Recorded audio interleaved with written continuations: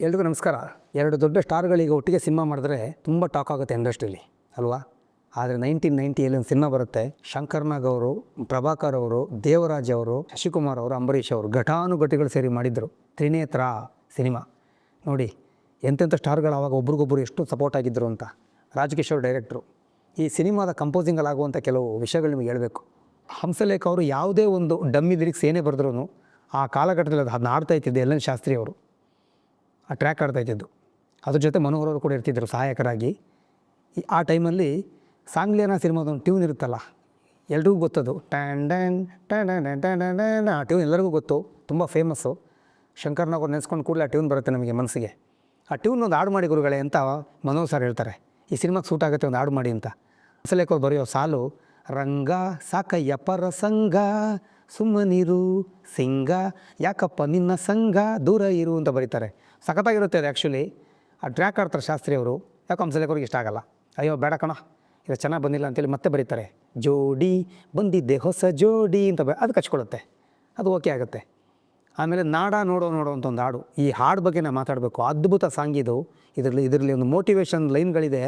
35 ವರ್ಷ ಹಿಂದೆ ಹಂಸಲೇಖ ಅವ್ರು ಬರೆದಿದ್ದಾರೆ. ಒಂದು ಯುವಕರಿಗೆ, ಯೂತ್ಸಿಗಿರುವಂಥ ಮೋಟಿವೇಶನ್ ಸಾಂಗ್ ಇದು. ಅದನ್ನು ಮಾಧವಪೇದಿ ರಮೇಶ್ ಅವರು, ಹಂಸಲೇಖ ಅವರು ತುಂಬ ಆತ್ಮೀಯರು. ಅವರು ಪ್ರೇಮಲೋಕದಿಂದನೂ ಹಾಡ್ಕೊಂಡ್ಬಂದರು ಹಂಸಲೇಖ ಅವರು. ಈಗ ನಮ್ಮೊಂದಿಗಿಲ್ಲ ಅವರು. ಮಾಧವಪೇದಿ ರಮೇಶ್ ಅದೇ ನಿಂಬೆಹಣ್ಣು ಹಾಡು ಹಿಡಿದವರು, ಆಮೇಲೆ 3 ಕಾಸಿನ ಕುದುರೆ ಆಡಿದವರು ಅವರೇ. ಅವ್ರು ತೀರ್ಕೊಂಬಿಟ್ರೆ ಈಗಿಲ್ಲ. ಅವರು ಮತ್ತು SPB ಅವರು ಅದ್ಭುತವಾಗಿ ಆಡಿದ್ರು ಹಾಡು. ಅದರಲ್ಲಿ ತಿರುಗೋ ಭೂಮಿಗೆ ಕೂಲಿ ನೀಡುವ ಛಾತಿ ಯಾರಿಗಿದೆ, ಹುಟ್ಟು ಸಾವಿನ ಗುಟ್ಟು ಹೇಳುವ ಪಟ್ಟ ಯಾರಲ್ಲಿ ಅಂತ ಬರ್ದಿದ್ದಾರೆ ಹಂಸಲೇಖ ಅವರು. ಹೆಂಗಿದೆ ಲೈನು.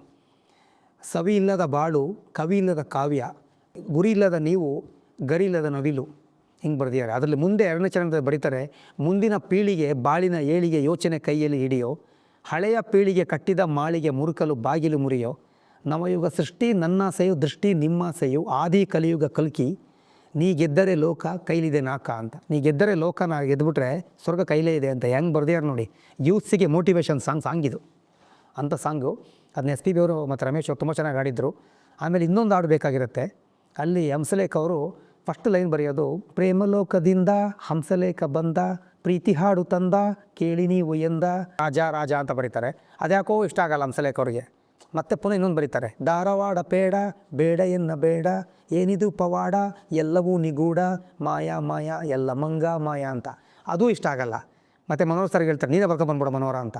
ಆಗ ಮನೋಹರ್ ಅವರು, ಸಾರಿ ಅಮ್ಮ ಸಾರಿ ಕ್ಷಮಿಸಬೇಕು ನಾರಿ, ಕಾದೆ ನಿಮ್ಮ ದಾರಿ ಆಸೆ ಹೋಯ್ತು ಜಾರಿ, ರಾಜ ರಾಜ ಬೇಡ ತಾಜಾ ತಾಜಾ ಅಂತ ಬರೀತಾರೆ.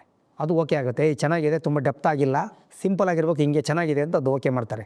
ಎಲ್ಲ ಹಾಡುಗಳು ಬರ್ತಿದ್ದು ಹಂಸಲೇಖ ಅವರು. ಒಂದು ಹಾಡು ಮಾತ್ರ ಅದರಲ್ಲಿ ಮನೋಹರ್ ಅವರು. ಅದು ಹೇಳಬೇಕಿತ್ತು. ಯಾಕೆಂದರೆ ಸಿನಿಮಾ ಟೈಟ್ಲಲ್ಲಿ RNJ ಗೋಪಾಲ್ ಅಂತ ತೋರಿಸಿದ್ದಾರೆ. ಇಲ್ಲ, ಅದು ರಾಂಗ್ ಇದೆ. ಇದರಲ್ಲಿ ಎಲ್ಲ ಹಾಡು ಹಂಸಲೇಖ ಅವರು, ಒಂದು ಹಾಡು ಮಾತ್ರ ಮನೋಹರ್ ಬರೆದಿರೋದು. ಮತ್ತು ರಂಜಿನಿ ರಂಜಿನಿ ಅಂತ ಒಂದು ಹಾಡಿದೆ, ಅದ್ಭುತ ಸಾಂಗ್. ಅದು ಕೂಡ ಮಾಧವಪೇದಿ ರಮೇಶ್ ಅವರು ಹಾಡಿದ್ದು. ಅದು ಕೂಡ ಹಂಸಲೇಖ ಅವರೇ ಬರೆದಿದ್ದು. ರೆಕಾರ್ಡಿಂಗ್ 4-5 ದಿನ ನಡೆಯುತ್ತೆ ಇದು. 70-80 ಜನ ಇರ್ತಾರಂತೆ ಮ್ಯೂಸಿಷಿಯನ್ಸ್ ಈ ರೆಕಾರ್ಡಿಂಗಲ್ಲಿ. ಶಂಕರ್ನಾಗ್ ಅವರು ಆ 4 ದಿನಗಳು ಕೂಡ ಹಂಸಲೇಖ ಜೊತೆಲೇ ಇರ್ತಾರಂತೆ. ಅವರಿಗೆ ಖುಷಿ, ಒಂದು ಕೆಲಸ ಮಾಡಿದ್ದೀನಿ ನಾನು, ಸಂಕೇಶ್ ಸ್ಟುಡಿಯೋ ಓಪನ್ ಮಾಡಿ ಸಾರ್ಥಕ ಆಯ್ತು ನನಗೆ. ತುಂಬ ಜನ ಟೆಕ್ನಿಷಿಯನ್ಗಳು ಇಲ್ಲಿ ಕೆಲಸ ಮಾಡ್ತಿದ್ದಾರೆ. ಆ ಒಂದು ಜನಜಂಗುಳಿ, ಆ ಟೆಕ್ನಿಷಿಯನ್ಗಳು ಜಾತ್ರೆ ಥರ ಇತ್ತಂತೆ ಅಲ್ಲಿ. ಎಲ್ಲರೂ ಬರೋದು, ಎಲ್ಲರೂ ಮಾತಾಡೋದು, ಸ್ಟಾರ್ಗಳು ಬಂದು ಮಾತಾಡ್ಕೊಂಡು ಹೋಗ್ತಿದ್ದಾರಂತೆ ಆ ರೆಕಾರ್ಡಿಂಗ್ ಟೈಮಲ್ಲಿ. 1990ಯಲ್ಲಿ ಆಗೋದಿದು. ತುಂಬ ಶಂಕರ್ನಾಗ್ ಖುಷಿಯಾಗಿದ್ದರು. ಅದೇ 1990ಲಿ ಶಂಕರ್ನಾಗ್ ನಮಗೆ ದೂರ ಆಗ್ತಾರೆ. ಸಂಕೇಶ್ ಸ್ಟುಡಿಯೋ ಕೂಡ ದೂರ ಆಗುತ್ತೆ. ಹಂಸಲೇಖ ಅವ್ರಿಗೆ ಇವತ್ತಿಗೂ ಕೊರಗಿದೆ. ಅದನ್ನ ಒಂದು ಧ್ವನಿ ಮುದ್ರಣ ಕೇಂದ್ರ ಉಳಿಸ್ಕೋಬೇಕಿತ್ತು. ಯಾಕೆಂದರೆ ಶಂಕರ್ನಾಗ್ ಅವ್ರಿಗಿದ್ರೆ ಸೌತ್ ಇಂಡಿಯಾದಲ್ಲಿ one of the best recording studio ಆಗ್ತಿತ್ತು ಸಂಕೇಶ್ ಸ್ಟುಡಿಯೋ. ಆದರೆ ಉಳಿಸ್ಕೊಳ್ಳೋಕ್ಕಾಗಿಲ್ಲ ಅಂತೇಳೋ ಕೊರಗು ಇವತ್ತಿಗೂ ಇದೆ. ಹಾಗಾಗಿ ಈ ತ್ರಿನೇತ್ರ ಸಿನಿಮಾದ ಕೆಲವು ಹಾಡುಗಳ ಬಗ್ಗೆ ನಿಮಗೆ ಹೇಳಬೇಕಿತ್ತು, ಹಾಗಾಗಿ ಹೇಳಿದೆ. Thank you.